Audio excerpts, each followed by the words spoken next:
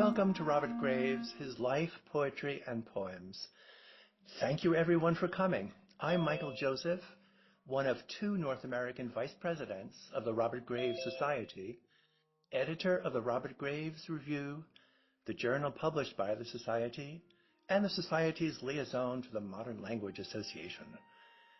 The Robert Graves Society promotes interest in and research on the life and work of Robert Graves, 1895 to 1985, author of 144 books of poetry, fiction, biography, criticism, anthropology, social history, mythology, biblical studies, several translations, as well as a handful of influential books for children. Based in Great Britain and associated with St. John's College in Oxford, the Society has an international membership. We are an allied organization of the Modern Language Association, or the MLA, as well as the Pacific Ancient and Modern Language Association. The Society holds a biennial conference, which will next convene in 2026 on the island of Mallorca, which was Graves' home for most of his adult life and where he remains. We also have a dynamic and growing website and a web-based repository of Graves' voluminous correspondence maintained by William Graves, Robert's oldest surviving son, and his son, Philip. Adriana Marinelli, this seminar's co-producer and originator, will say a bit about the seminar and go over the program in a moment. But before that, I want to share 3 tips on Zoom etiquette, which will help make the seminar run more smoothly. We'll be recording the proceedings on speaker view, so please mute your microphones to prevent sudden background noises from grabbing the camera away from the presenter or interfering with the paper or poem being presented, unless, of course, you are the one presenting the paper or reading the poem, in which case, please remember to turn on your microphone. Although it's encouraging for the speakers to see an audience, you can feel free to flip off your camera if you feel you would be more comfortable that way, but pop it on from time to time so we know you're still okay. There will probably be some Q&A. It's up to each presenter. Some may ask for questions and some may not. We'll be keeping the program on schedule. We appreciate that we're taking 2 hours out of everybody's busy day, and we want to respect everyone's time. If folks want to hang out after the seminar, we'll leave the Zoom open. I think that's it for now. So, live from Studio A in Naples, it's my great pleasure to introduce the co-producer and the individual most responsible for Robert Graves, his life, poetry, and poems, Ms. Adriana Marinelli. Thank you, Michael, for this generous introduction. Hello, everyone. I'm very glad and honored to be here today. So I am Adriana Marinelli, and I am a PhD student at Partenope University of Naples. And I'm actually working on Robert Graves, so this is the reason which I'm here today. So first of all, I'd like to thank everyone for making time in these schedules and for joining us today. And I would like also to thank the Robert Graves Society for co-hosting the event and my Italian University Partenope, as well as the coordinator of my PhD program, Professor Maria Giovanna Petrillo, and Raffaella Antinucci on the behalf of CRILS, that is the Interdepartmental Research Center for Languages and Cultures. And then I would like to thank my supervisor, Professor Anna Riquetta Soccio, who is also the director of CUSPE, my supervisor and my precious guide, so in this challenging path. And finally, I would like to thank Michael, with whom I've been corresponding extensively for 3 months at least. And so your suggestions and feedback have been and continue to be invaluable to me. So thank you. So just now a very quick moment to explain why we are here today.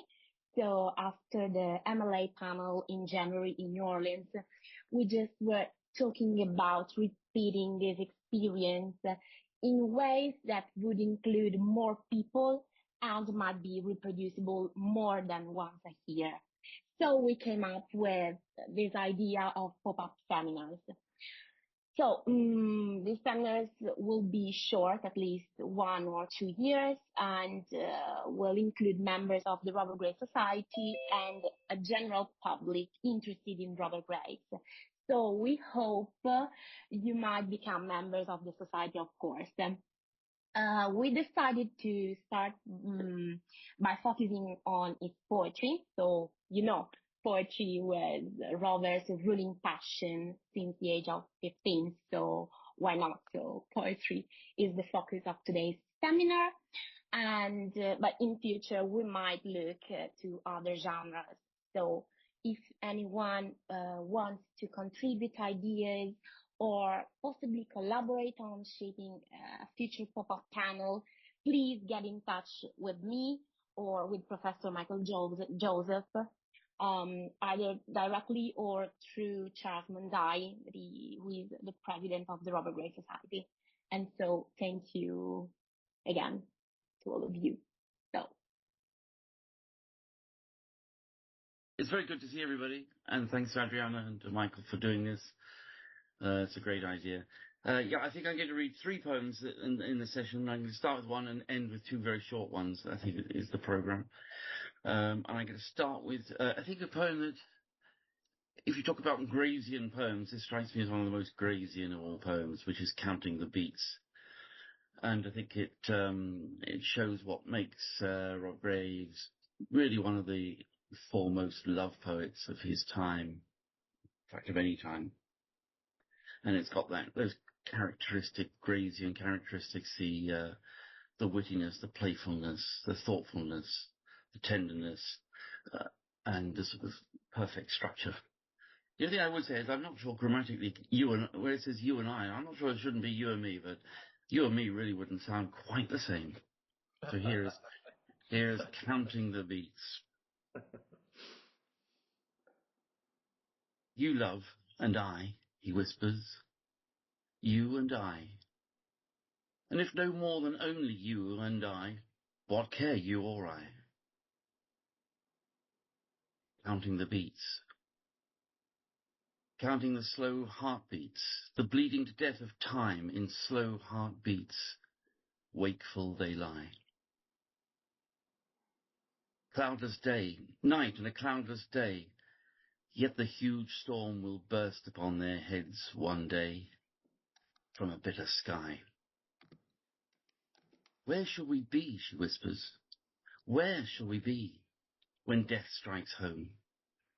Oh, where then shall we be who were, you and I?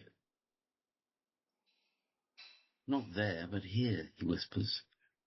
Only here, as we are, together, now and here, always you and I. Counting the beats, counting the slow heartbeats, the bleeding to death of time in slow heartbeats, wakeful they lie. Thank you, Paul. So this is a great start, and now we're going to flip over into the presentations. So it's my pleasure to introduce to you someone who needs no introduction, indeed, Lucia Graves. Lucia is the daughter of Robert Graves and Beryl Pritchard. She was born in England and reared on the island of Majorca in post-war Spain. She has had a luminous career as a literary translator, completing over 30 volumes, as well as translating much of the work of her father into Spanish and Catalan. She has translated works by Anais Nin and Catherine Mansfield. She has also translated books into English, including the bestsellers The Shadow of the Wind, The Angel's Game, and The Prisoner of Heaven. In addition to numerous articles and talks, she has published 1 novel, The Memory House, and written a second. and an autobiography entitled A Woman Unknown. She is also an invaluable associate editor of the Robert Graves Review. The title of her talk today is To Lucia, a poem about birth and war.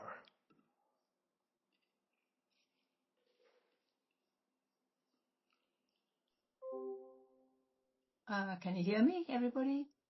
Yeah, you're good. Okay, thank you, everybody. Thank you for the presentation and for organizing all this. Yes, I'm going to read, I'm going to tell you, or I'm going to talk about the poem that was written to me by my father at the time of my birth.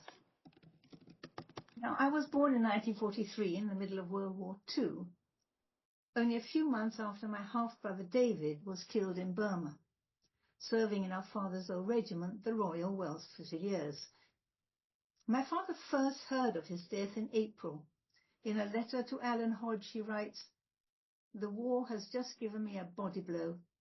The usual telegram has arrived saying that David is missing since March 19th. I imagine that he's been on the Maya River with the 2nd Division. Of course, missing may mean a whole lot of things, just as died of wounds, in my case, meant unconscious.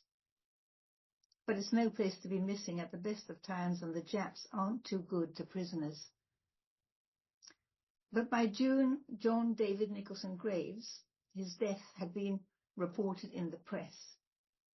He was killed in the Arakan Peninsula under what were described as circumstances of great gallantry. My father had many of his friends, of course, in World War I, and with his own near death, of course, after which he suffered from severe shell shock. But David's death was a new personal war experience, and I feel that this lies unmentioned at the heart of this poem, while at the same time I think that in this poem, Robert places himself above and beyond the shock and the grief that is caused by war. Now, war is what was happening outside our home in Devon. Inside, my father was in the middle of one of his most creative periods. He was working on various books. Having recently finished Wife to Mr. Milton, he was working on The Golden Fleece, Correcting the Read Over Your Shoulder with Alan Hodge, and was corresponding with Lynette Roberts about his research both for a book on Jesus, which would become King Jesus, and for his book on the book called, at the time, The Roebuck in the Thicket, where all his ideas about the feminine in history were coming together. This would later be titled The White Goddess. And of course he was writing poems. To Lucia at birth seems triggered by a father's need to protect a daughter born into an uncertain world in which the lion and the unicorn, symbols of Great Britain, but at the same time symbols of an ancient matriarchal worship, are running wild at either side of the moon, symbol of the wise feminine aspect of humankind. I've checked the moon calendar for 1943, July. I was born 3 days after full moon, so the moon would have been beaming matronly and bland. Here is the poem. To Lucia at birth. Though the moon beaming matronly and bland greets you among the crowd of the newborn with welcome to the world, yet understand that still her pale, lascivious unicorn and bloody lion are loose on either hand. With din of bones and tantara of horn, their fanciful cortege parades the land. Pest on the high road, wild fire in the corn. Outrageous company to be born into, lunatics of a royal age, long dead. Then reckon time by what you are or do, not by the epochs of the war they spread. Hark how they roar, but never turn your head. Nothing will change them. Let them not change you. So I wanted to say two things about this poem, so I get the conclusion. This is, first of all, a poem that at first glance is giving good advice. Never turn your head, to his newborn child, and all children born at that time. In fact, in an earlier draft, the poem was called Addressed to the Unborn, so it wasn't just for me. Useful advice that I am especially still grateful for, 82 years on, when we are reliving the presence of loose lions and unicorns in Europe and elsewhere. And two, with this poem, he was able to see his son's death within that world picture, able to rise above his grief, so to speak.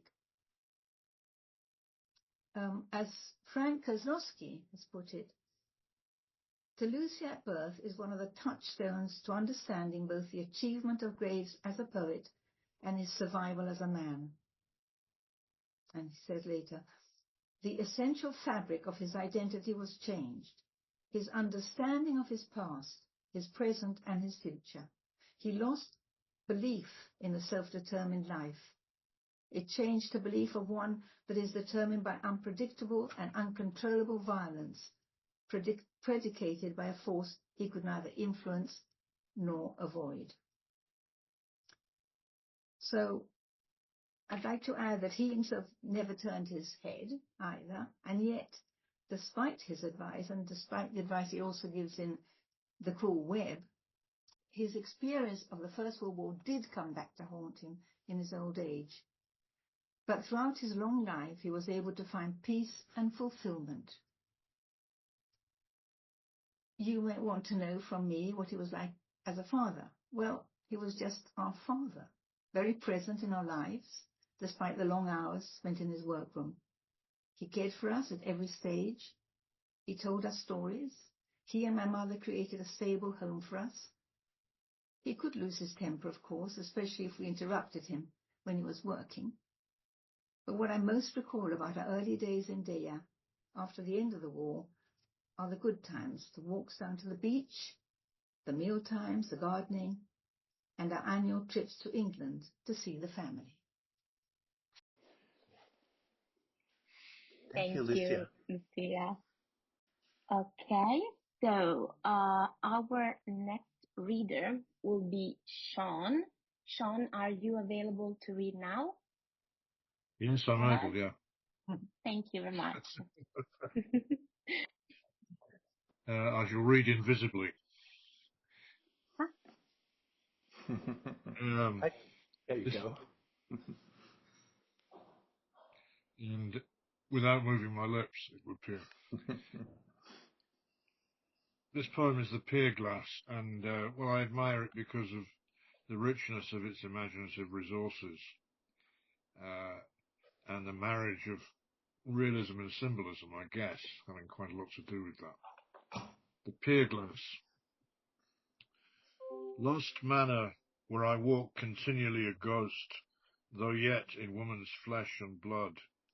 Up your broad stairs, mounting with outspread fingers, and gliding steadfast down your corridors, I come by nightly custom to this room, and even on sultry afternoons I come, drawn by a thread of time-sunk memory.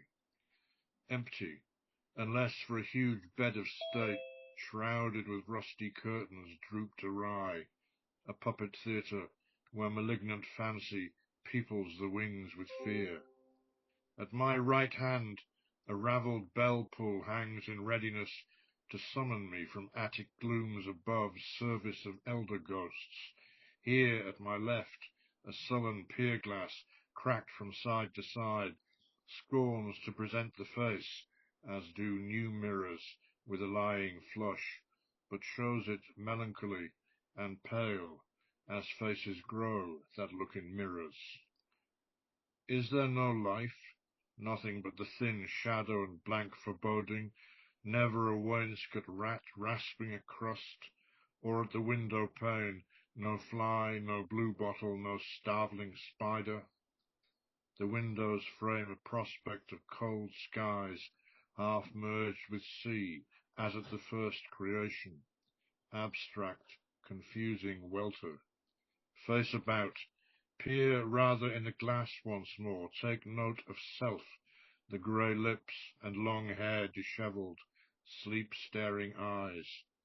Ah, mirror, for Christ's love, give me one token that there still abides remote, beyond this island mystery, so be it only this side hope, somewhere in streams, on sun-warm mountain pasturage, true life, natural breath, not this phantasma.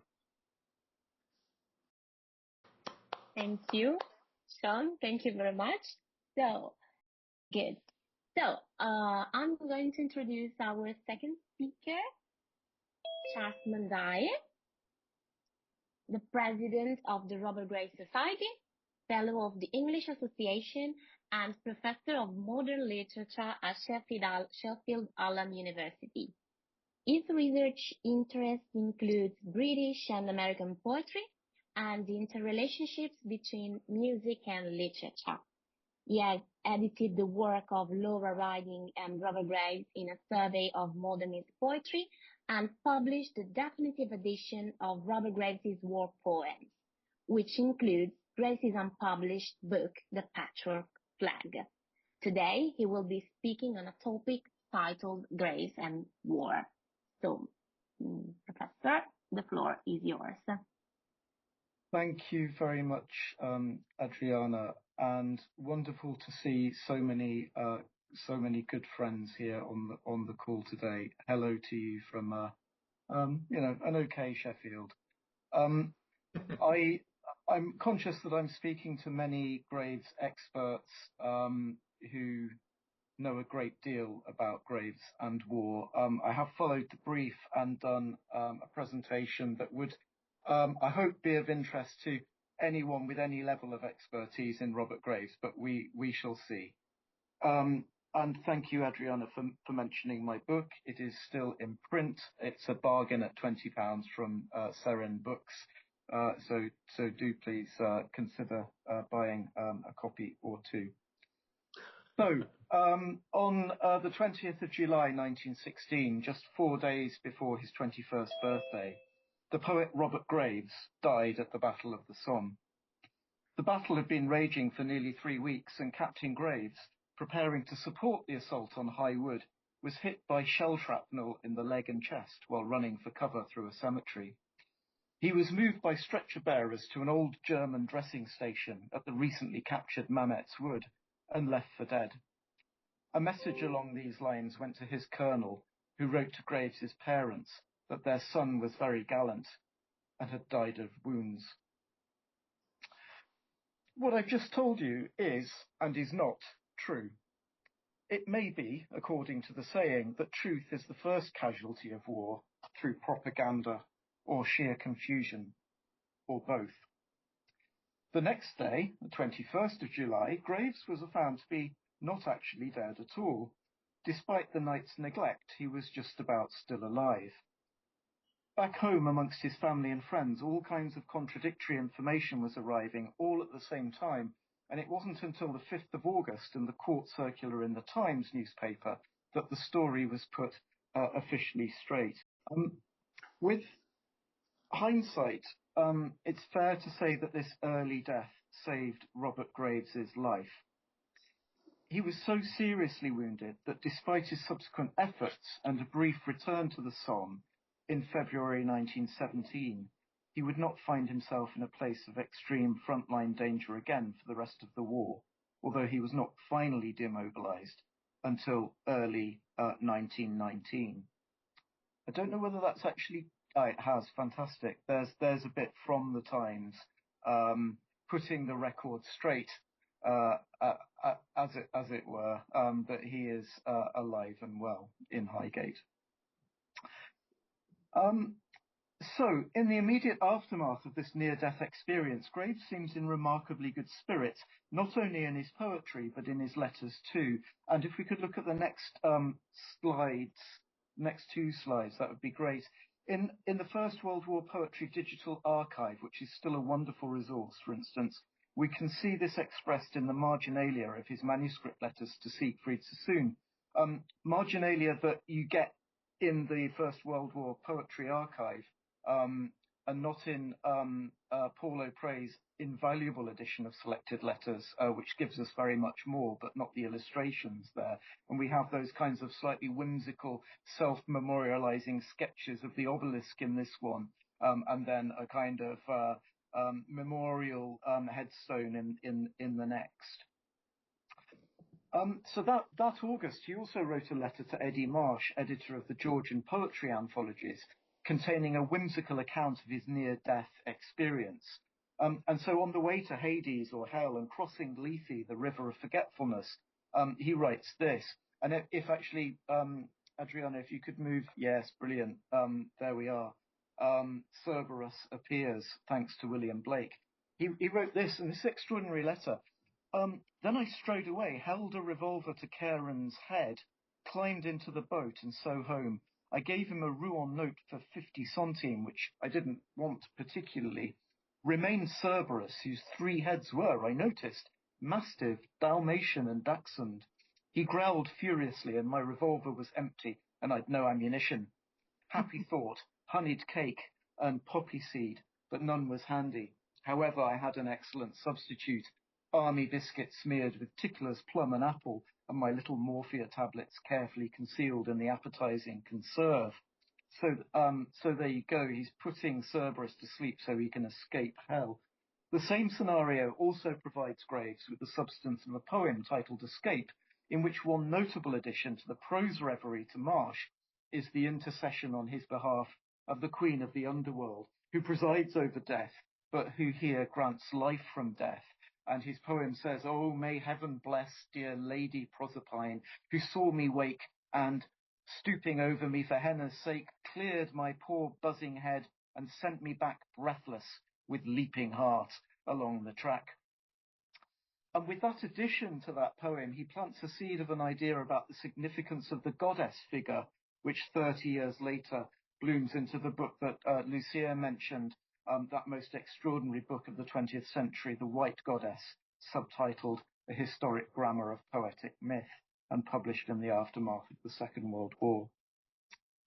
Graves had signed up as a young volunteer in August 1914, just a matter of days after his 19th birthday and straight from school. His first collection, Over the Brazier, published in May 1916, just 2 months before his serious injury on the Somme, is the first embodiment of we'll see in my talk, of a Robert Graves who is often split into 2 halves. And here it's the collection itself which is split. Firstly, poems written at Charterhouse, 1910 to 14, written and flagged up as the poems of a schoolboy. And then part 2, poems written before La Bassée, 1915, in which the schoolboy attempts the transition to soldier and negotiates the related movement from a kind of innocence to experience, and from home life to life at the front.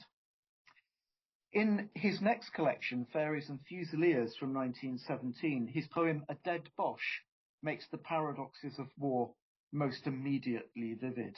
And I'm sure many of you will know it, but it goes, to you who've read my songs of war and only hear of blood and fame, I'll say, you've heard it said before, war's hell. And if you doubt the same, today I found in Mamet's Wood a certain cure for lust of blood, where, propped against a shattered trunk in a great mess of things unclean, sat a dead Boche. He scowled and stunk, with clothes and face a sodden green, big-bellied, spectacled, crop-haired, dribbling black blood from nose and beard. The companion poem to A Dead Boche, written at the same time, provides another instance of 2 opposite impulses in Graves' war poetry. So this is Letter to SS from Mamet's Wood. It's a sort of generic hybrid between poem and letter, written to Sassoon, imagining a world beyond war where their friendship and poetry alike might flourish. Like Escape, it's a poem about getting away from danger and death, and like Escape, It's an importantly mythological poem, but here the myth is more local, more rooted in the Welsh landscape, which provides Graves through these early poems with a vision of a different life. And it goes like this to Sassoon. You'll see where Math, Maddonwy's son, spoke with the wizard Gwydion and bade him for South Wales set out to steal that creature with the snout, that new discovered grunting beast, divinely flavoured for the feast. No traveller yet has hit upon a wilder land than Merion, for desolate hills and tumbling stones, bogland and melody and old bones. Fairies and ghosts are here galore, and poetry most splendid, more than could be written with the pen or understood by common men. In Gweth Dibach, which was the name of his cottage in Harlech, we'll rest a while. We'll dress our wounds and learn to smile with easier lips. We'll stretch our legs and live on bilberry tart and eggs. So it's a poem full of life and friendship and provides the exuberant counter to the events in the hellish wood, a kind of imaginary escapism. Graves deliberately did for his own reputation as a war poet, and by the time of the later editions of his collected poems, and even before he was doing this, he cut out virtually all of his early war poems. By 1941, in the early stages of the next war, Graves was making it clear that he wanted to leave his own war poems behind, as too obviously, as he put it, written during the war poetry boom. The older Graves is fundamentally sceptical about war poetry and sees it as a specific genre made possible only by the circumstances of World War I, and indeed only one poetic style alone, the Georgian style. For this older Graves, there are more important subjects for war for poetry than war. And he is on record making it clear that poetic effort and attention might best be located in a different subject matter. Poets are rarely the best judges or editors of their own work. We can forgive the old soldier his prejudices against poems about a subject that remained deeply painful to him. Feelings intensified by the loss of his son David during World War II, which Lucia has just referred as well. We're still re-evaluating the importance and significance of Graves's early war poems, bringing back to life once again the young poet who was killed on the Somme in 1916, with all due respect to the old poet who then had such a long and flourishing poetic career until his second death in Mallorca in 1985. Okay, and thanks, Charles, for that magnificent presentation. I'm going to read a poem often overlooked from Poems 1929, that very difficult volume, the title of which is In No Direction. To go in no direction, surely, as carelessly, walking on the hills alone, I never found easy. Either I sent leaf or stick twirling in the air, whose fall might be prophetic, pointing there, or in superstition edged somewhat away from a sure direction, yet could not stray, or undertook the climb that I had avoided, directionless some other time, or had not avoided, or called as companion an eyeless ghost, and held his no direction till my feet were lost. Now, it's my pleasure to introduce Professor Annette Jessup, about whom I want to say one thing or two. Annette is Associate Professor of English at the University of Texas at Tyler, and, as I mentioned, the younger North American Vice President of the Robert Graves Society. Her varied research interests include modernist studies, classical reception studies, comparative literature and poetics, philosophies of language, and children's literature. Professor Jessup has published on the literary relationship between Graves and writing, and her essay Geopoetics and Historical Modernism Gertrude Stein, Laura Riding, and Robert Graves in Majorca, 1912 to 1936, was awarded the South Atlantic Modern Languages Association Book Award 2017. She is also a board member of the Robert Graves Review, and the title of her talk is Inhabiting History, Robert and Laura in Majorca. Thank you so much, Michael. Thank you, Adriana, for the invitation to talk at this wonderful event. And it's great to see everybody that I've met and look forward, perhaps in Majorca, to meeting new people. My talk is called Inhabiting History, Laura and Robert in Majorca. And I begin with an excerpt from Robert Graves and Laura Riding's co-authored poem, Majorcan Letter, 1935. Find us in our post-national age. Residence merely implies the place we happen to dwell in at a particular moment. We know, you see, what is going on. It is not as if we were living on a desert island. When it is a question of distance in time rather than in geography, it is easy to keep well informed.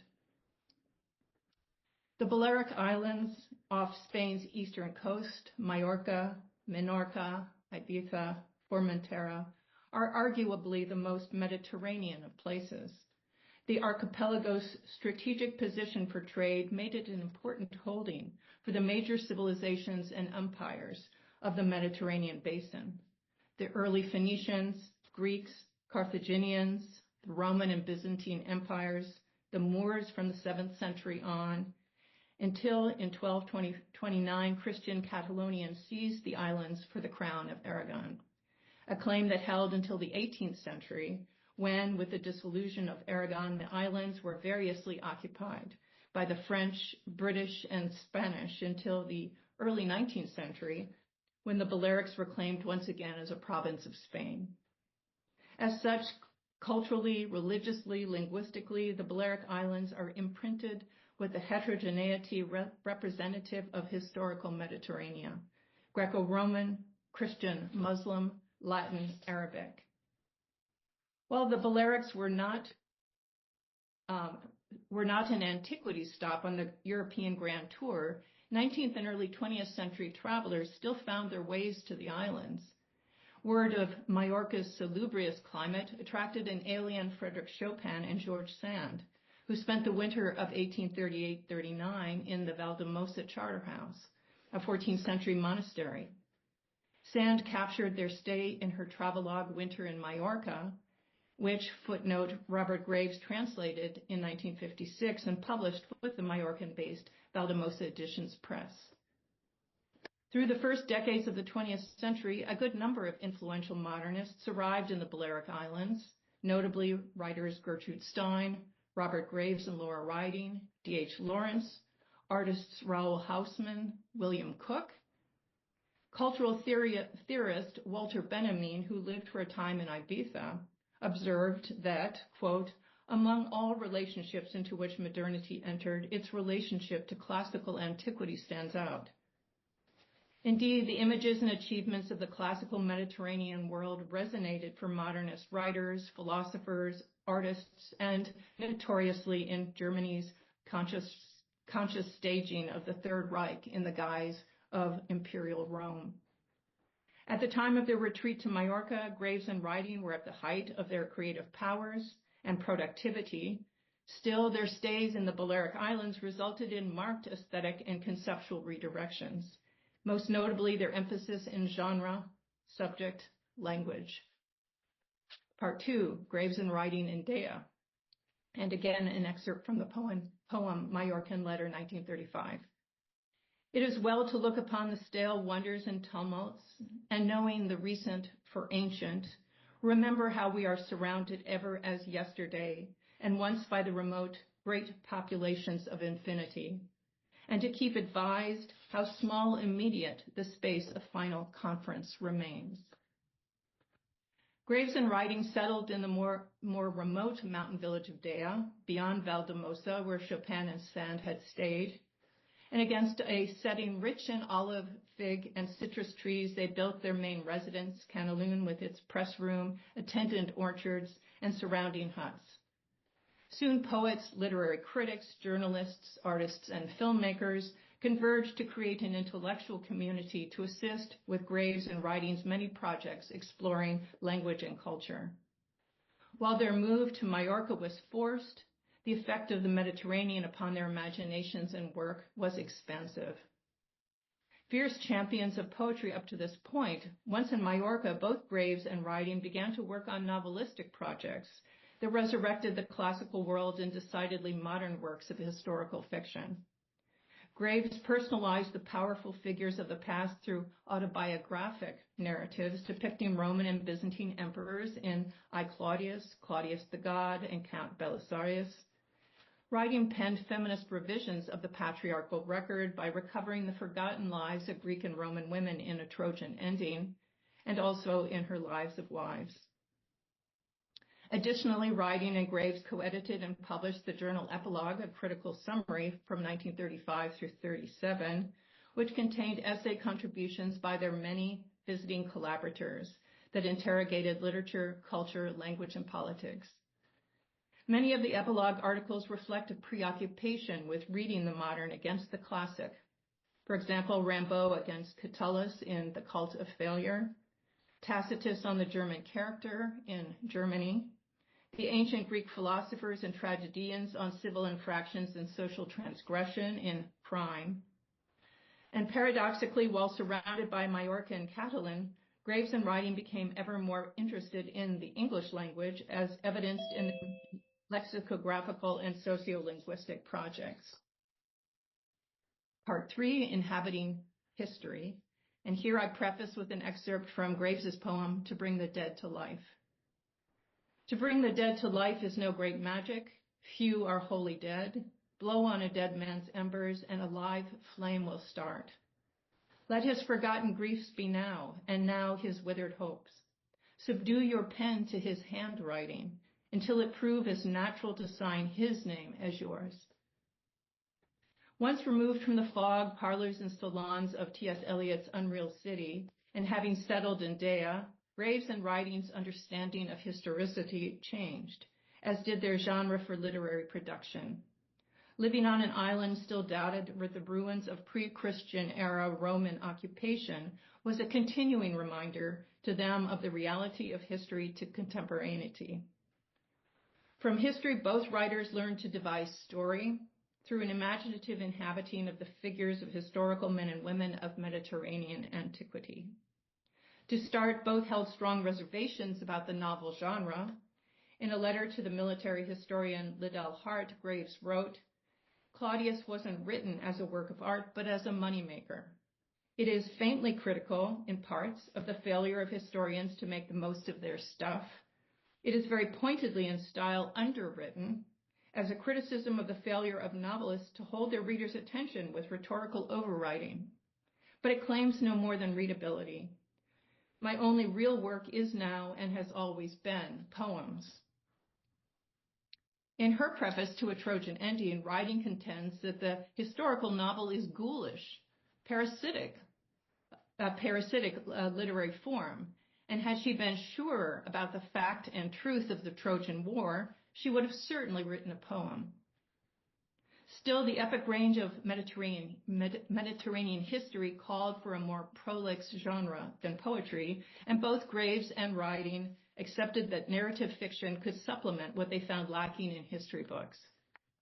According to Riding, the historian's purpose was to tell how it all happened, not why.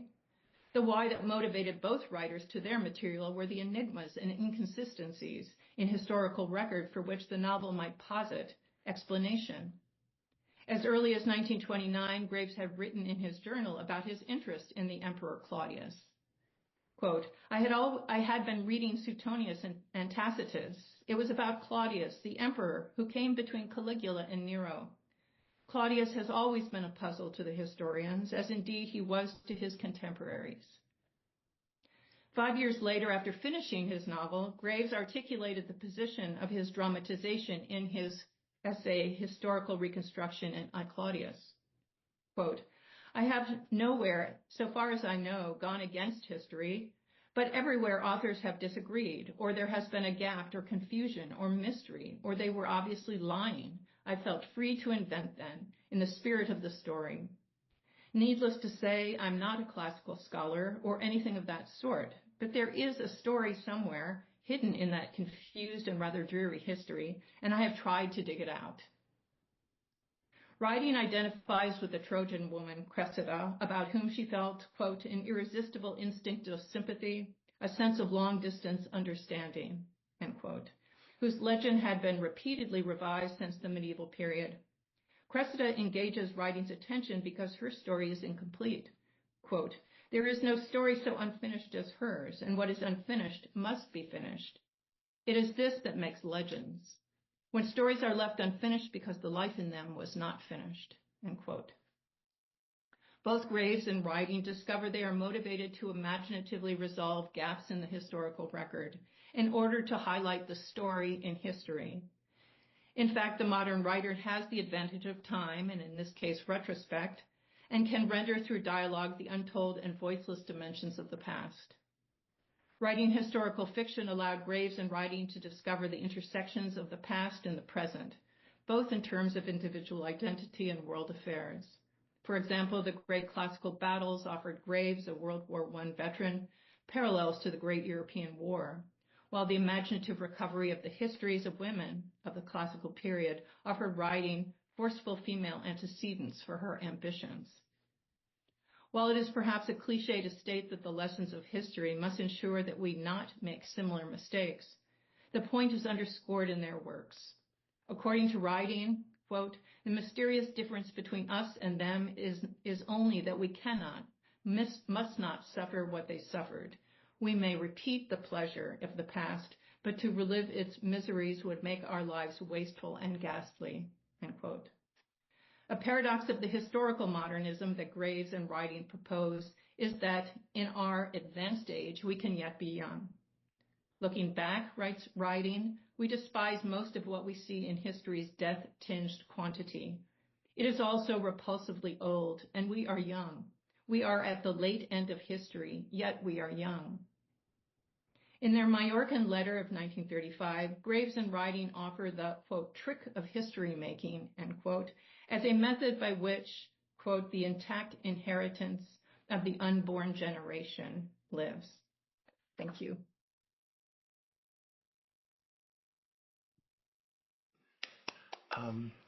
Thank you, Annette. Lucia, could you step up to the mic and read a poem for us? Okay, so I'm going to read Vanity. Be assured, the dragon is not dead, but once more from the pools of peace shall rear his fabulous green head. The flowers of innocence shall cease, and like a harp the wind shall roar, and the clouds shake an angry fleece. Here is certitude, you swore, below this lightning-blasted tree. Where once it struck, it strikes no more. Two lovers in one house agree. The roof is tight, the walls unshaken, and now, as now, so must it always be. Such prophecies of joy awaken the toad who dreams away the past, under your hearthstone light forsaken. Who knows that certitude at last must melt away in vanity. No gate is fast, no door is fast. That thunder bursts from the blue sky. The gardens of the mind fall waste. That fountains of the heart run dry. Thank you very much, Lucia. Thank you.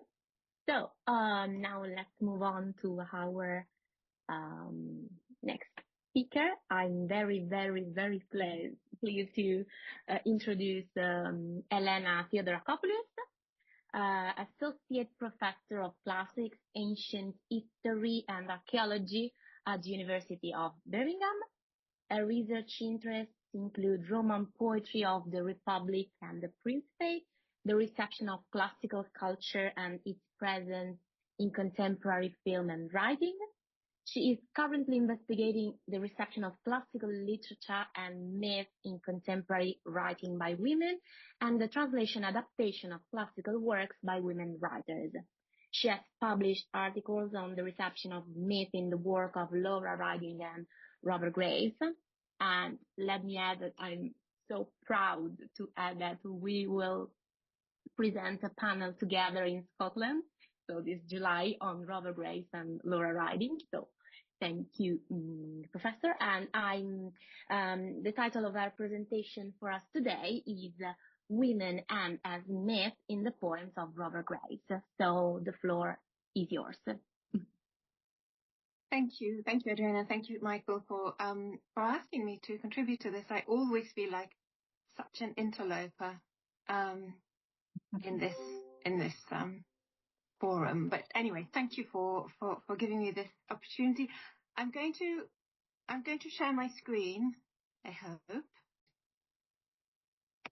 So in this short talk, I just want to I thought it might be useful to think a little bit about what is going on when Robert Graves uses mythological women or mythological female characters in his love poems. And I've got in mind poems such as New Legends, but the Ulysses poem, the Pygmalion to Galatea, the Leda poem. I'm not going to be able to talk about all of them. I will just focus, I think, on New Legends. Now, this obviously comes with the usual caveat that I really don't feel I have enough specialist knowledge about Robert Graves's poetry, and I'm not really an expert in English poetry.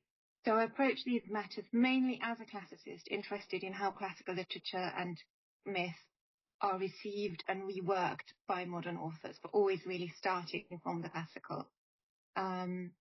And very much willing to learn from everyone here and discuss any of the things that come up.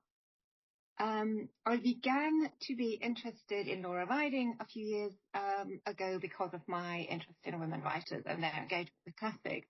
And at the time I was struck by some early poems of hers, which I felt reject very wittily as well as quite forcefully the kinds of mythic images and ornamentation with which women often get lumbered in romantic poems.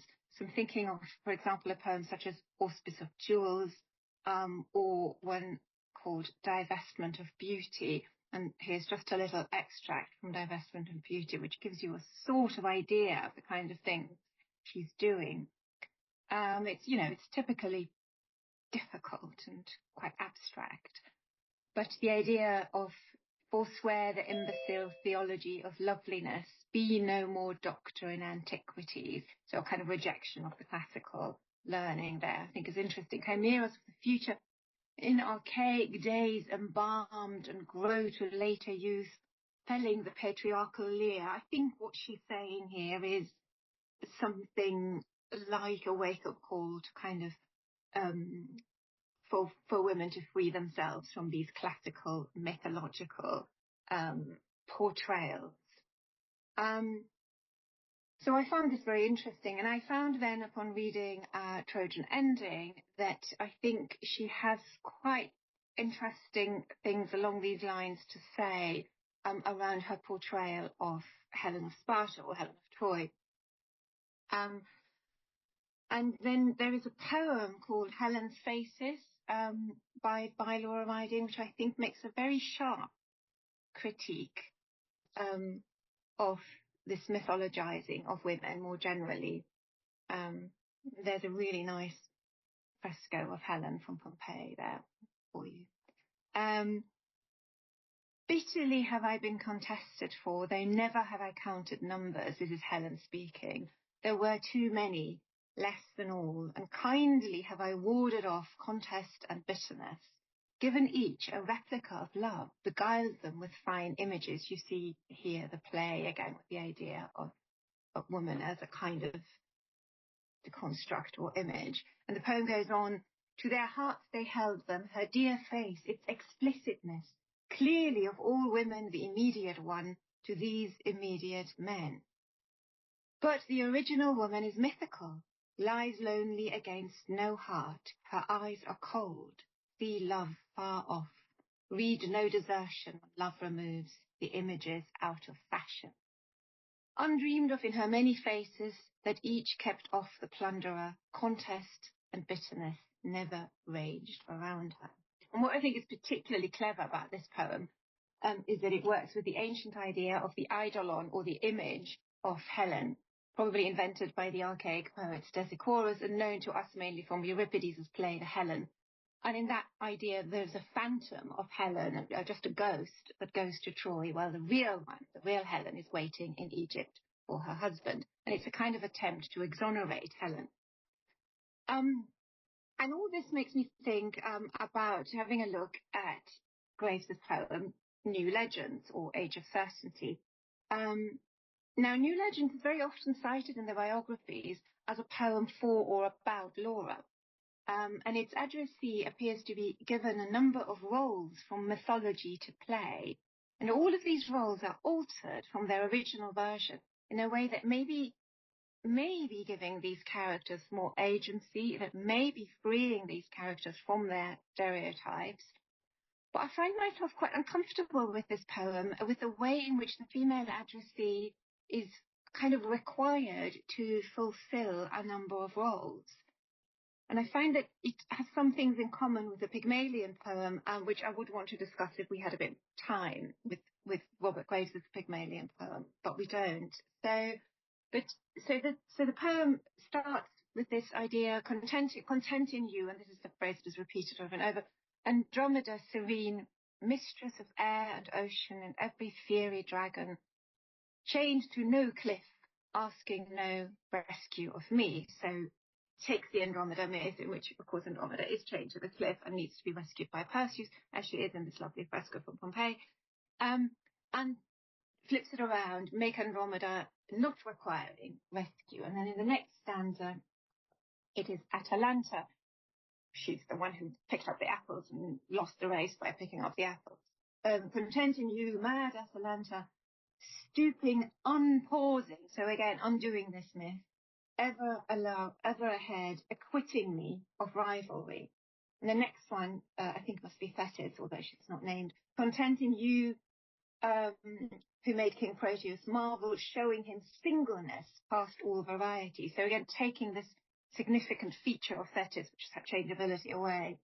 And then content in you, Niobe of no children, of no calamity. The myth of Niobe, of course, is that all her children were killed by Apollo. And then finally it ends, content in you, Helen, foiler of beauty. So this idea, I think this poem has a lot of potential, and I thought it would be a good one to discuss, that it does seem to be wanting to say something about perhaps equality, perhaps untraining women from these kind of mythic images. But at the same time, it seems to perpetuate to me this demand that a woman can only be seen through these mythic images. And this finally brings me to a treatment of the Pygmalion myth by the Augustan poet Propertius. Propertius' elegy 1-3. Now, so I'm just going to come to a close and show you the Propertius poem to see what you make of it. And I don't know what Graves thought of Propertius or if he knew this poem. But it seems to me that this is the poem that, and I've always thought that this is the poem that lays the foundation for the curious unreality of so many representations of women in love poetry, including, I think, in the love poetry of Robert Graves. Propertius is influenced by Catullus, whom I think Robert Graves did admire. But Propertius takes things to something of an extreme. So this is number 3 in his first book of elegies, which is known as the Cynthia book. And it amounts basically to the creation or construction of the elegiac, what is known as the elegiac puella, the elegiac girl, the beloved around whom the entire world of the elegist revolves. So Roman love elegy is really one story and one story only. And I think that is, again, something that might have appealed to Graves. Right, so here we have, I'll just give you some stanzas from it. You see there the Vatican statue of the sleeping Ariadne, and you will understand why. This is how the poem starts. Like Ariadne, as in a slightly archaic translation, as in a swoon she lay on the deserted shore when Theseus' ship sailed away. Like Cepheus' daughter Andromeda, here she is again, as she rested in her first slumber on her release. No less like the Thracian Bacchant. So you've got three comparisons with mythological and visual, very popular visual representations of mythological women. These were popular in antiquity as well. So he uses these three comparisons to bring you into the poem. Even so did Cynthia seem to me to breathe a gentle repose, her head pillowed on a cushion of her hands. When home I came, dragging footsteps, unsteadied by much wine, and the slaves were shaking their dying torches in the far-gone night. So this is the poet returning from a night out at the pub, and his girlfriend is asleep, and he approaches her with these comparisons of all these sleeping women, and of course these are all women in various states of undress and abandon. Ariadne is always known for her clothes slipping off her as she's lying on the beach. The Bacchants obviously are always, for some reason, losing their clothes. Nobody quite knows why. And Andromeda, evidently also no clothes, chained to a rock. And what he then does is he approaches this sleeping lady, and he begins to kind of first stand her in which he sort of stares at her slightly unsettlingly, I find. And then he begins to approach her. And this is where he really does, in effect, what Pygmalion... Oh, that's my timer off and I'm nearly done. What Pygmalion does with his statue in Ovid, which is that he begins to treat the sleeping woman in a way to decorate her, to arrange her, to sort of make her more pleasing. So he takes the garlands off that he's wearing, he arranges them about her temples, he takes pleasure in arranging her hair, and then he puts apples into her lap. And we have in Ovid's version of Pygmalion, we have Pygmalion putting jewels on the statue, putting items of clothing on it, giving it gifts and so on. So he's doing very much this sort of thing, constructing an image to his liking from this passively sleeping woman. I think you can probably guess how this ends. She's not very happy. At length the moon, hurrying by the parted shutters, the officious moon with light that would fain have stayed, opened with its gentle beams Cynthia's fast closed eye. And then she wakes up and she has a very good go at him. And this is the end of the poem. So it goes from setting up this idealized mythic image to this is the reality. And this, you know, this has traces, you know, this has elements of Pygmalion, I think. And it has elements, I think, of Graves' Pygmalion poem as well. So that's really all there is time for. So just really, yes, a taste of things that one might want to discuss. I'll stop chatting. Thank you very much. Okay, and now our next reader, Sean, again. The poem I shall read is The Cool Web, which in this company requires no introduction, but I would merely observe that it is that rare thing, a poem which actually does what it says on the tin. You know, it does to the reader what it purports to be about. The Cool Web. Children are dumb to say how hot the day is, how hot the scent is of the summer rose, how dreadful the black wastes of evening sky, how dreadful the tall soldiers drumming by. But we have speech to chill the angry day, and speech to dull the rose's cruel scent. We spell away the overhanging night, we spell away the soldiers and the fright. There's a cool web of language winds us in, retreat from too much joy or too much fear. We grow sea-green at last, and coldly die in brininess and volubility.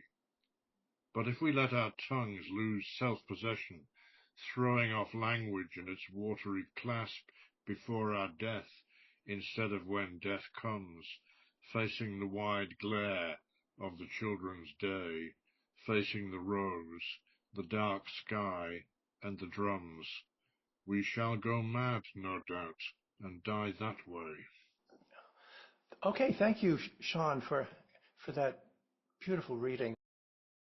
It's my pleasure now to introduce my co-producer, Adriana Marinelli. Adriana is a third-year PhD student in linguistic, terminological, and intercultural studies at Parthenope University of Naples. Or Parthenope University of Naples, sorry, Adriana. In 2022, she received a fellowship from the same university to conduct her research on Robert Graves and Ovid. Her PhD project focuses on the influence of classical antiquity on Robert Graves's poetry. She has conducted her research with the Robert Graves collection housed at St. John's College, Oxford. She has participated in several national and international conferences, presenting papers on Robert Graves and classics, and an article she wrote entitled Invisible Forces at Work, Robert Graves and the Ancient Historians in Crafting Female Characters in I, Claudius, will be published in a forthcoming issue of the Robert Graves Review. Today, she will be presenting on the classical echo, the modern rebellion, models and anti-models in Graves's poetry. Adriana. Thank you very much, Michael. So as you can see from the title, today I will explore Robert Graves' poetic vision through the lens of duality, a central concept to his work that echoes Heraclitus' idea of unity in opposition, otherwise known as coincidentia oppositorum. So interestingly, Graves' macrocosm is permeated by such dualities. Poetry versus prose, his true calling versus his livelihood, nature versus urbanity, his preference for rural Spain over England, myth versus history, different approaches to the narrative, the white goddess versus the black goddess, and finally, good poetry versus bad poetry, as represented by the poem I choose, A Best Poet, At Worst Sorcerers.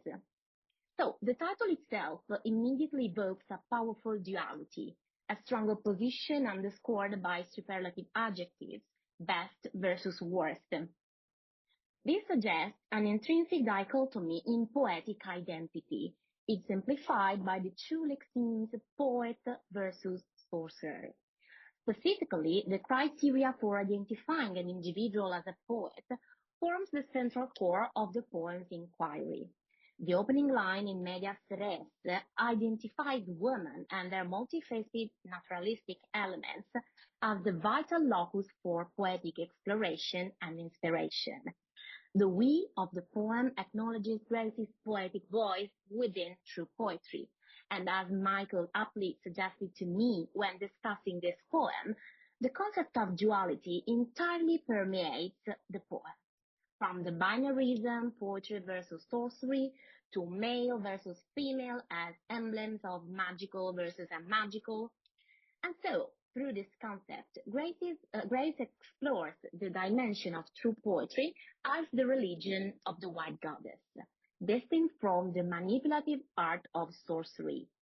So, though its presence remains unspoken, this poem implicitly draws upon classical antiquity. The primary dichotomy, poet versus sorcerer, foreshadows a concrete example of what Graves considers genuine or flawed poetry. The title's role as a marker of connection is particularly apt within this framework. Indeed, the epithet of sorcerer, as well as the label of anti-poet, have previously been conferred upon Virgil, a highly emblematic poet of classical Latin world. Significantly, while publishing Man Does, Woman Is in the mid-60s, Graves included in the recent poem, so 1925-1926, Virgil the Sorcerer. So, His obsession with Virgil was the main theme of the Anti-Poet, one of his lectures as professor of poetry at Oxford. Graves so challenges the conventional image of Virgil as a master poet of wide fame and suave hexametrist, attacking the same poet whom T.S. Eliot had declared a perfect incarnation of classic in his renowned essay, What is a Classic?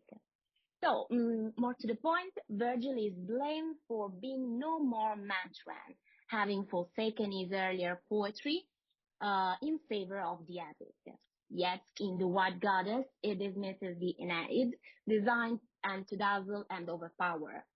So, indeed, what is regarded as Virgil's masterpiece shows the absence, or rather the betrayal of true muse, portraying a poet who lacked true artistic inspiration and preferred the approval of government circles. Therefore, according to Graves, his work resonated with those in power, not because of its artistic worth, but because it reinforced their values and authority. And so this challenges the traditional view of Virgil as purely artistic giant and raises questions about the values that have been historically privileged in Western literature. It is worth noting that Grace's criticism is based on a deep understanding of Virgil and more broadly of the Latin language itself. As we can read in The Crowning Privilege, he primarily trained on Virgil and Ovid in his early education. But while it is argued that for Grace, Virgil embodies a certain anti-poetry, further clarification is needed regarding the role and significance of Ovid within this framework of poetic exemplars. As Isabel Hurst has aptly remarked, Graves might see himself as an Ovidian artist, sharing with the Latin poet appetite for narrative, his appeal to multitudinous sources, and his unorthodox scholarship. And then, just as Ovid organically systematized the Greek mythological heritage within his Metamorphoses, so does Graves with his Greek myths. This magnum opus reveals the hidden presence of Ovid, to whom Graves does, and I quote, owe deep gratitude for the accuracy and abundance of his references to Greek myths. No Roman poet ever equaled him in that respect. End of quote. So, returning to at best poets, at worst sorcerers, Graves is remarkably specific in identifying woman and their intrinsic nature as the central subject of true poetry. Any reader familiar with the classics, specifically Ovid, might readily recognize here an allusion to the Ovidian tradition. Ovid's rich and multifarious imagery in Metamorphoses celebrates the fluidity and transformative nature of beings and the world, often linking these metamorphic processes to female figures and their active agency within the narratives. Another important aspect that suggests an Ovidian influence on Graves concerns one of his main preoccupations regarding the very essence of poetry, his intimate connection to the divine feminine.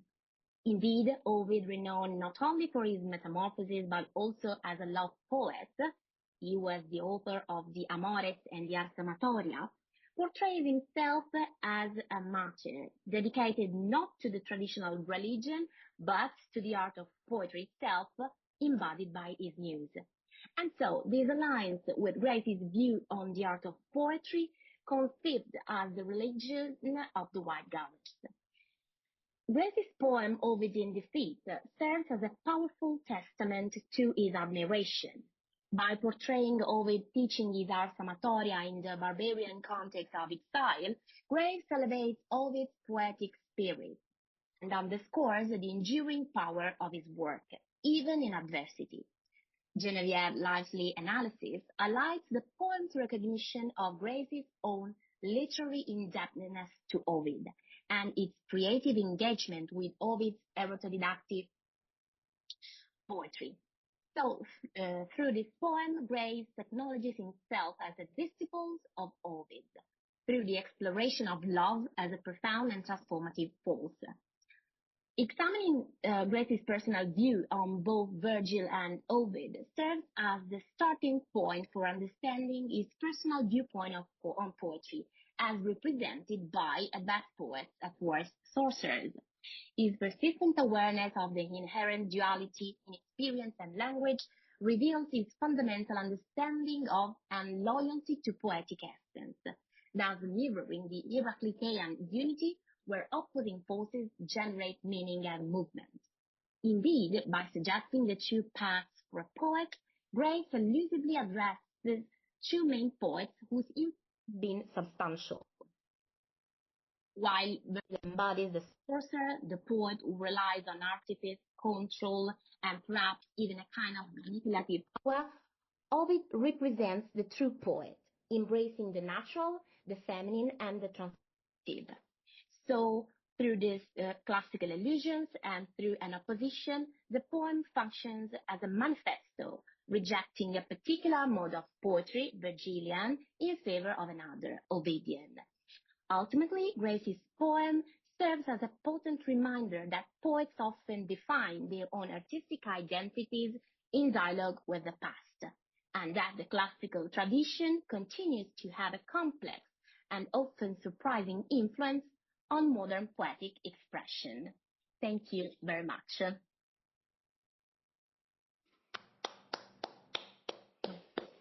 Oh, thank you, Adriana.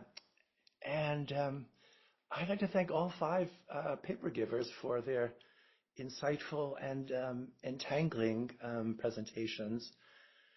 And before we move to the final piece of the seminar, which will be the panel discussion of the poem Around the Mountain, I'd like to ask Paul to come back to the mic and read a poem or two for us. Thanks, Michael. Yeah, and I echo what you say. Some great papers are really interesting. I've chosen two very short love poems, again on the theme of love, about two really quite different women he was in love with, written about 10 years apart. One, I think we can say, is, I think, a rather remarkable portrait of Laura Riding, and the other appears in that poem 1938-45, that remarkable sequence of poems inspired by Beryl. What unites these two poems is the main images is snow. And there's a great paper waiting to be written about Robert Graves and the weather. And I think, one of the manifestations of Thomas Hardy's influence in him is quite a heavy reliance on the natural world to illustrate or evoke or invoke the poet's mood and emotions, the pathetic fallacy and all that. And it's interesting that after 1929, when he moved to Mallorca, in the village of Daya, he didn't see much snow. There's quite a bit of it about in the poems, and these two are like snow. And this first one is called Like Snow, and it's written in the early 30s for Laura, I would say. I think it's a very interesting portrait of Laura, acknowledges that personally she can be rather, I guess, intimidating.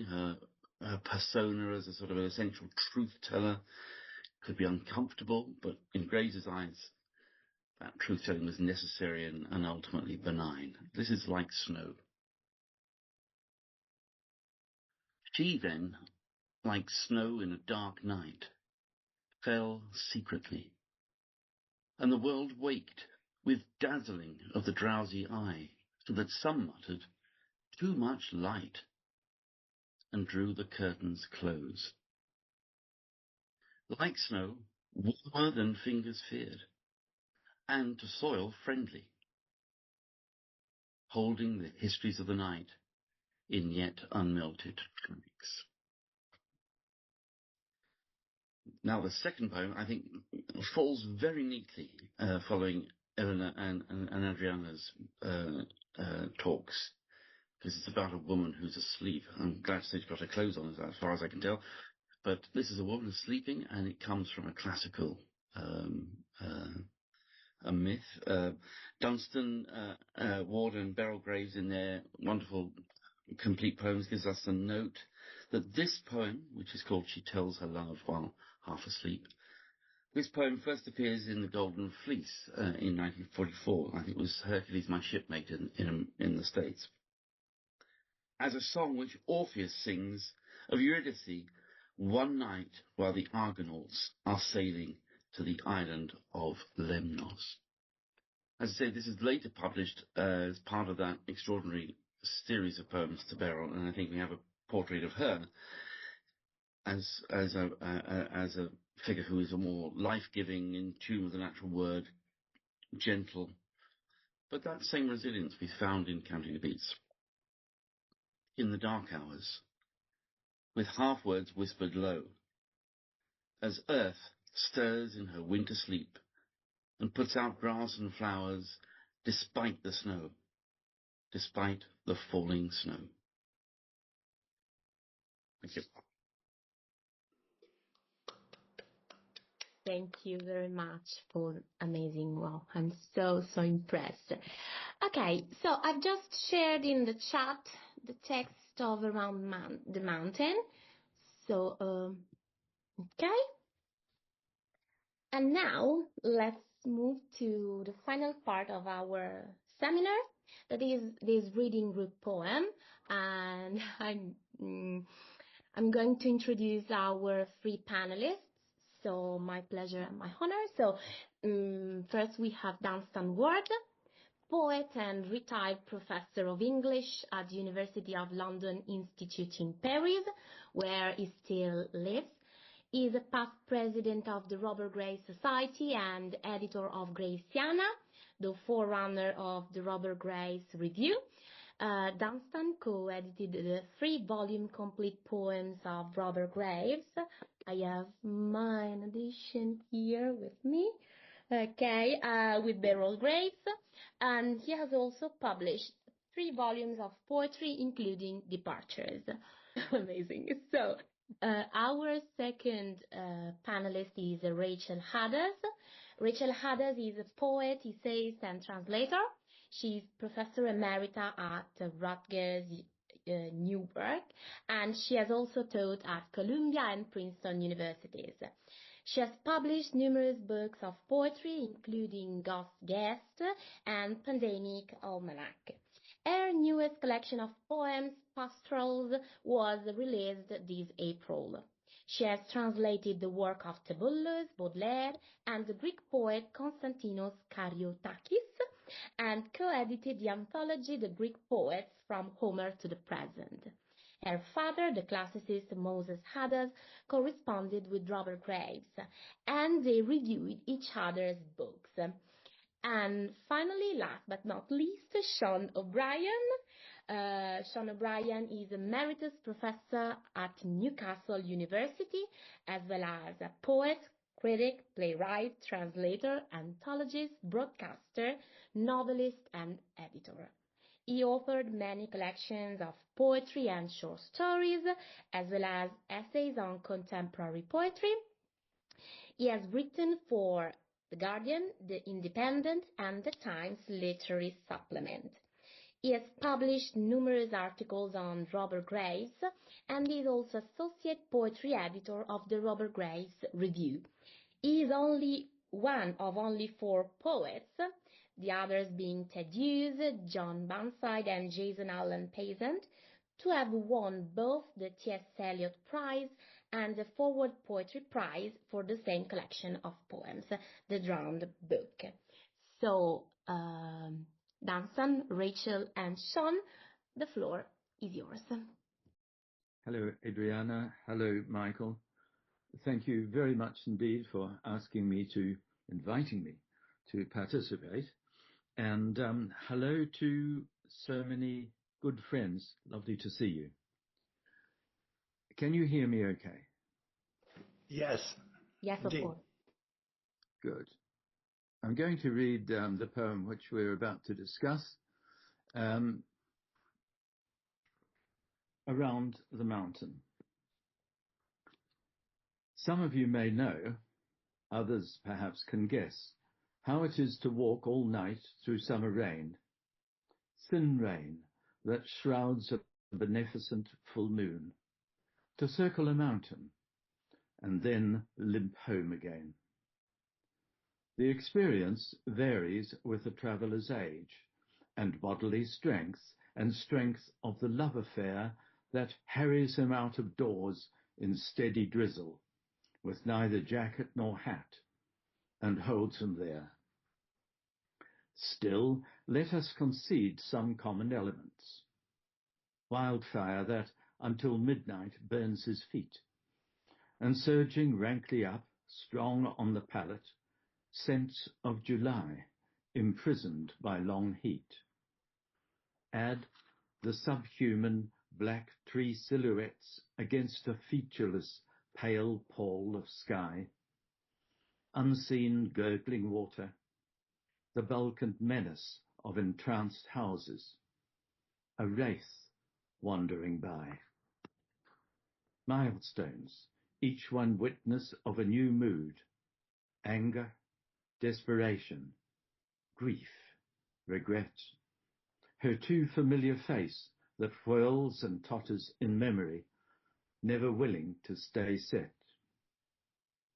Whoever makes the desired turning point, which means another 15 miles to go, learns more from dawn than love so far has taught him, especially the false dawn, when cocks first crow. Those last few miles are easy. Being assured of the truth, why should he fabricate fresh lies? His house looms up. The eaves drip drowsily. The windows blaze to a resolute sunrise. On the 4th of December 1957, Robert Graves wrote to his friend, the poet James Reeves, "Today I have just finished a poem about walking around a mountain, which I think is so-called typical Graves, and serious after 4 or 5 jokish ones. I was wondering whether I had reached my menopause." As you can imagine, I was delighted to find this in Paul O'Pre's indispensable selected letters, and to quote it in Beryl Graves's and my edition of the complete poems.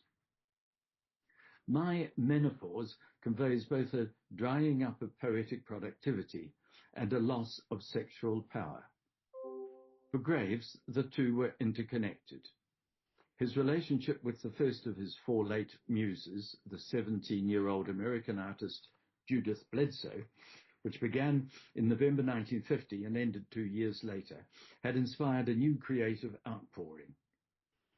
Quote, "I have written more poems in the last 2 years than in the previous 10, states the foreword to Poems 1953. With the preceding 1951 collection, there was a total of 52 new poems. But from 1953 to 1960, Graves was without a muse, and he published no further slim volumes for 8 years. Instead, he placed his new poems, 31 in all, in 4 books of prose pieces. Excuse me. Around the Mountain appears in the second of these books, called Steps, published in November 1958. The poem is among 22, 7 of them new, in the 4th of the book's 5 sections: stories, talks, essays, and studies in history. In one of those talks, Graves voices a certain dissatisfaction with his recent work. "I have become such an obsessionist about getting a poem right that the product is usually too much of a tour de force." Around the Mountain is, I think, certainly a tour de force, though whether too much so, perhaps my fellow panelists will consider. The poem is manifestly an attempt to come to terms with the end of a love affair. It is noteworthy that this is the only poem where Graves uses the term a love affair, apart from a piece of juvenilia in his school magazine in 1914. The term has a distancing effect, part of the poem's exploitation of a quasi-academic detachment. Some of you may know, others perhaps can guess, and so on. This almost parodic platform manner is doubtless a cross-fertilization from Graves's 6 American lecture tours, the first of them in February 1957. The apparently dispassionate irony paradoxically heightens the emotion. Anger, desperation, grief, regret. Around the Mountain is one of those Graves poems in which a nocturnal walk through a haunted, nightmarish landscape is the mise en scène for pursuing an inner path, emotional, psychological, spiritual. An earlier tormented exercise in this vein is The Witch's Cauldron in The Featherbed.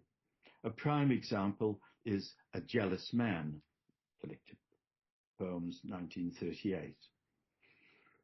Around the Mountain concludes somewhat ambiguously. The desired turning point, I quote, is reached when it dawns on the walker how little he has learnt from love, that the affair was false, a fabrication. Being assured of the truth, why should he fabricate fresh lies? This recalls another poem about self-delusion, one that is central to Graves's oeuvre, A Love Story, in No More Ghosts. These were all lies, though they matched the time, and brought me less than luck. A Love Story opens with a symbol of the white goddess. The full moon, easterly rising, furious, against a winter sky ragged with red. In Around the Mountain, and here is another weather poem to add to those Paul was referring to and read from beautifully. In Around the Mountain, summer rain shrouds a beneficent full moon. When first published in the New Yorker, it was simply A Beneficent Moon. That insertion of full likewise links the poem to Full Moon in Mockbeggar Hall, which evokes love's defeat. It also links it, though, to Turn of the Moon, with its gratitude for the rain that signifies woman giving as she loves. All of these being contrasting manifestations of the same white goddess. The final phrase in Around the Mountain, a resolute sunrise, could suggest a future freed from self-delusion, enlightened by Apollonian rationality. Yet that seeming resolution is diminished by rhyming on the weak syllable, lies, sunrise. And though Graves originally wrote assured of the fact, he changed it to assured of the truth in Collected Poems 1965. By then it was clear that, as Richard Percival Graves observes in his fine biography, the relationship with Judith Bledsoe had set a pattern, I quote, for future encounters involving Graves and whatever mouthpiece of the white goddess might be the next to arrive in Dea and inspire him with poetry. Poetry that celebrates what Graves called the lonely truth of love. Thank you for listening. Thank you, Dunstan. And now, Rachel. I just unmuted. Hello, everybody. It's a pleasure to be here. And I've especially enjoyed listening to the wonderful readings of many Graves poems, most of which I didn't know.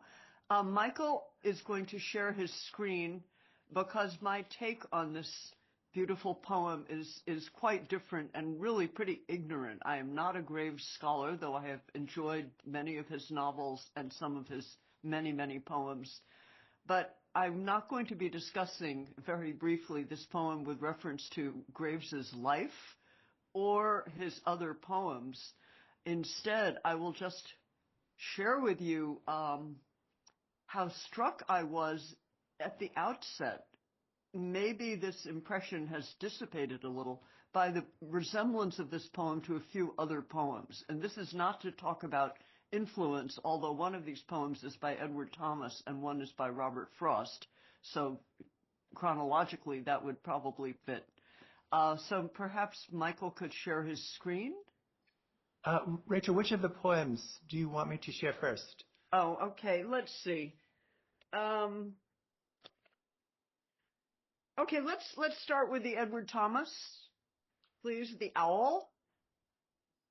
Okay. Oh. A wonderful poem that the poem Sharon Olds has used in sort of cutting it up and putting it together again in a fascinating way. Most of you very likely know this poem. I will read it quickly. Downhill I came, hungry and yet not starved, cold yet had heat within me that was proof against the north wind, tired yet so that rest had seemed the sweetest thing under a roof.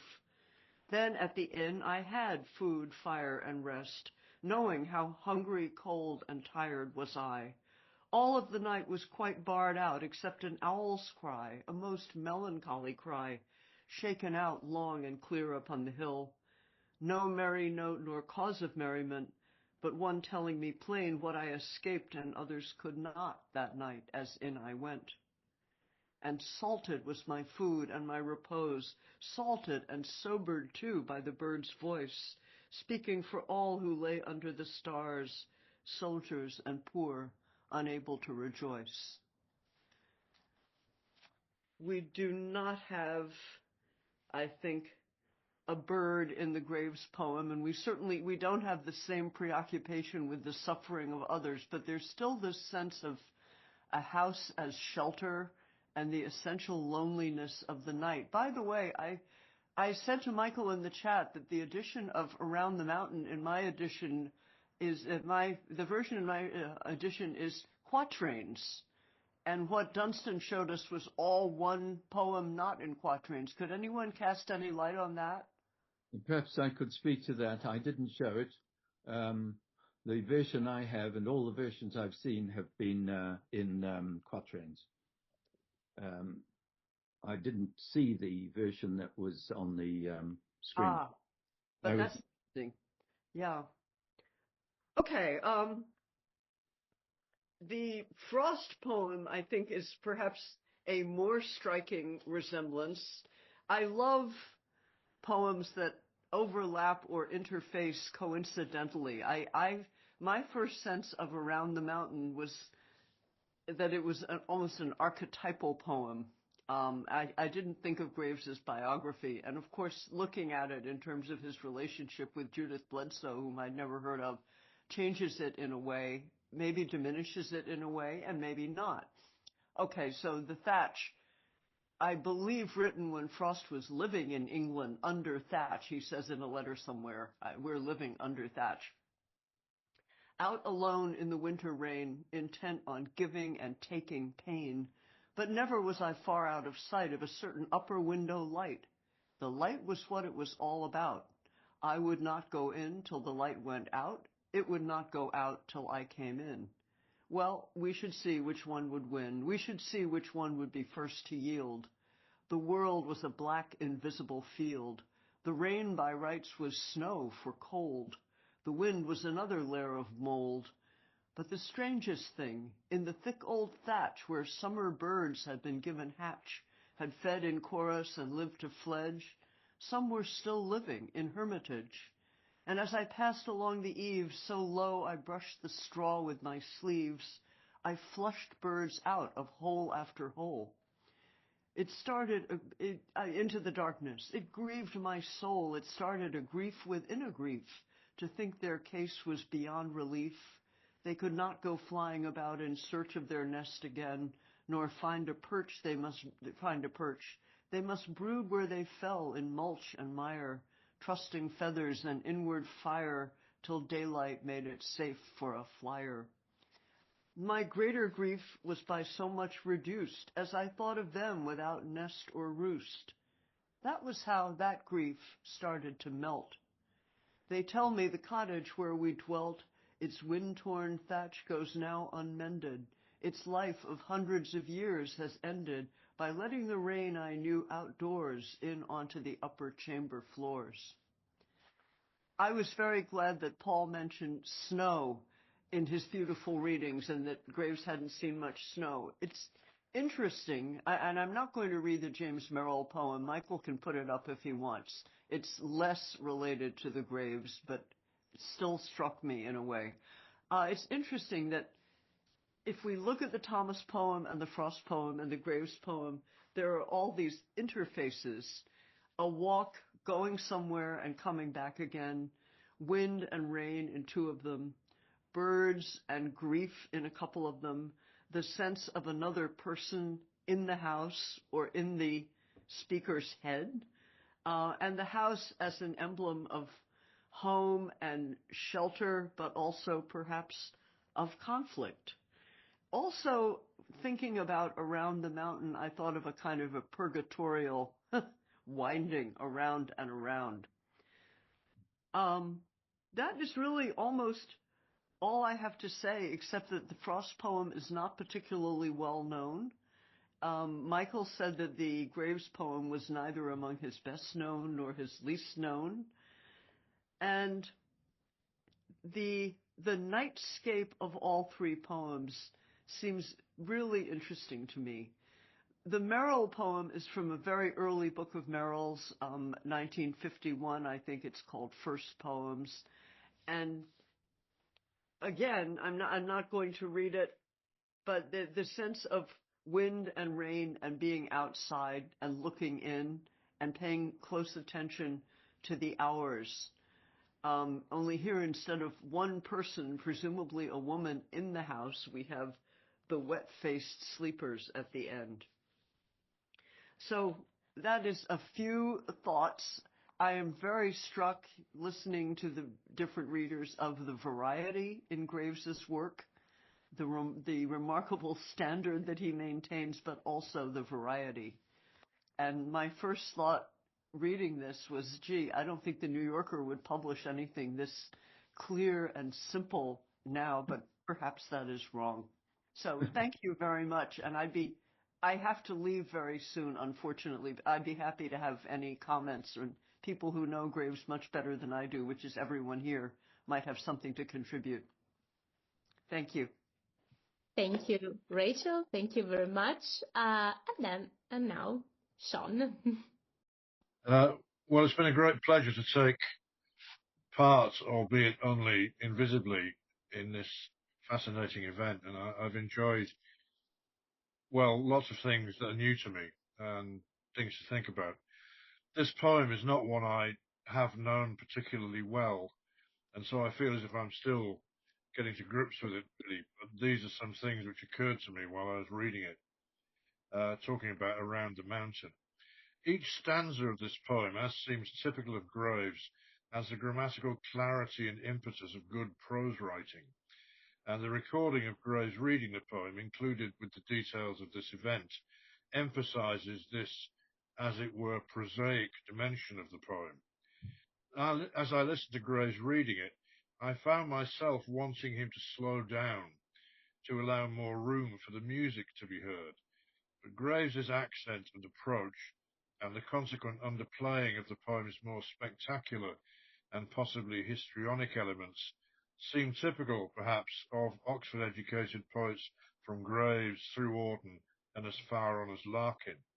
The poem may be thought to speak for itself, but its reticence, the reticence of the delivery, brings to mind D.H. Lawrence's comment about the writer who tries to stifle. So a seeming discretion acts as a diplomatic muffler, except we suspect that for Graves this is one more device, a kind of ushering in, which purports to be its opposite. So as you can hear, Graves's delivery has infected me with a certain degree of suspicion about the ground I hope I'm standing on.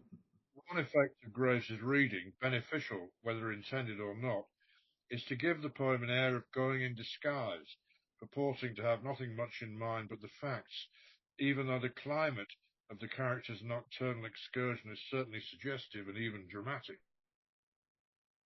Wildfire underfoot, the rank scents of midsummer, released by night and rain, the ominous black trees, the pall of the sky, the invisible water, and the entranced houses, the passing wraith. Against these, Graves deploys a modifying wit. There is simply too much going on, the poem implies, for the occasion to be viewed with an entirely straight face. For the walker, for the speaker, and by inference for the poet, these are not unfamiliar properties of the nightscape, and are to be met with sang-froid and a sense of humour that makes it sound like an encounter between equals. Clearly this is not, as people say nowadays, the walker's first rodeo. The apparent lucidity of the poem's language both mimics and challenges the conventions of a romantic ordeal, at which point there comes a list of pretty extreme conditions associated with love: anger, desperation, grief, regret, before matters are destabilized by the image of a too familiar face, which will not consent to be stilled by memory. In the last two stanzas, at the stage when we might expect threads to be drawn together and closure effected, the poem's matter-of-factness seems to take a turn into strangeness. The notion of lies is introduced, which leads us back through the poem looking for signs of them, only to be assured that the whole poem could be lies. But having acknowledged this, perhaps readers may also have to admit we've assumed that the long night's walk has been a way of breaking a spell, when, in fact, the traveller's return to his house assures its continuity, which in turn suggests that the slightly irritating knowingness of the whole poem itself is a device to indicate that whatever experience has taught us, it has not supplied an exit from the enchanted torments of love. Self-knowledge, if that is what the speaker possesses, is not a form of immunity. In a sense, the poem's beginning lies in wait for us again, with the speaker's detachment and inducement to re-enter the labyrinth as members of a tormented fraternity. Thank you. Thank you very much. Sean? Perhaps the panelists would like to respond to each other's presentation. We have a few minutes, and I think the audience would like to hear that if the panelists are willing to do that. Yeah. Since Dunstan read first, perhaps after having read the presentations of his colleagues, Dunstan has something else to add. Well, I love the parallels, or they're not parallels, the comparisons that Rachel made between the Frost and Edward Thomas poems and Robert Graves's Around the Mountain. And the point that she made, I thought, was particularly, for me, telling, was Graves's over his concern with his own plight, or let's say the plight of the speaker in the poem. And that's something that distinguishes him from, or distinguishes Thomas from him, Thomas's concern for others, which I don't think of as a hallmark of Robert Graves's poetry. I was very struck by what Sean said about the poem going in disguise. I find the poem fairly baffling in the sense that the ending, as I suggested, seems to be extolling some kind of disabused, disillusioned awareness of fact. But as I said, he changed that word fact to truth. And the truth is, if you like, the truth of love that abides even though the goddess leaves the woman who has inspired the poem. Woman is mortal woman, she abides, the goddess. So it seems to me almost a perverse ending, and quite subversive. The last few miles are easy, being assured of the truth. That's the kind of confidence that you find in End of Play or No More Ghosts, which is so assured that we doubt it. it undermines its own certitude. Why should he fabricate fresh lies? That seems to me to relate back to his vision of the love affair that he falsified it, as in a love story. The house looms up is not reassuring. To loom up is threatening. The eaves drip drowsily seems to me to evoke a waking sleeper, the drowsiness. The window's blaze should be warming, but in fact it evokes a fire, like the wild fire that burns his feet earlier in the poem. And the resolute sunrise seems to me like a determination to take a position that he knows is untenable. And as I suggested, the rhyme undermines the effect of that resolution. Lies, sunrise, though it's really lies, sunrise. So I find it a subversive poem. It's quite extraordinary to turn from it. It's the last poem in Collected Poems 1959, book which has no new poems in it. And then when you look at the first new poems in the first slim volume for 8 years, More Poems 1961, Lycia. All the wolves of the forest howled for Lycia, crowding together in a close circle, tongues a-loll, and so on. It is an extraordinary change from this muffled, would-be superior, actually, I think, doubting poem around the mountain. I'll leave it at that. I need to go very soon, but thank you, Dunstan. I was struck too. I found the end of this poem baffling as well. And in terms of going in disguise, I'm wondering whether the use of the third person, doesn't Graves often happily use the first person when he's talking about a love affair? And he does make it a kind of almost a mathematical rule by sticking to the third person. I don't know enough about his use of pronouns, but there is something slightly stilted or impersonal about it, generalizing, he will do this and he will do that. So that's part of the distancing, I feel, the poem, from the emotion, from the unpleasant experience it's been. Uses I freely in poems about Judith that were written before this one. I'm assuming it's written about Judith. There's nobody else that comes to mind that he could be having difficulty in detaching himself from. And I'm assuming that the mountain is the Tesh, which dominates the village of Dea. But that's not necessarily the case. It's certainly not necessary to the poem. I wanted to ask Paul to jump in here. I know Paul raised his hand before. So, Paul. Yeah, thanks, Michael. I mean, I really love the responses and listening to those, but I wanted to chuck another idea in that my reading of this is it's really a poem about writing a poem. And I think Rachel's right. It's a mythological mountain. The Tesh, you couldn't walk around it one night. And the fact it's specifically a very 30-mile tour route, it seems very odd. It's a mythical mountain. Like Rachel, I first thought it might be Dante's Purgatorio, but I don't think it can be that because he never goes up the mountain. And despite that move from false dawn to resolute sunrise. No, you're right. I couldn't think of any other mountain, though. That's sort of going around. Well, I think the mountain he's going around is Mount Olympus, which is where the muse lives.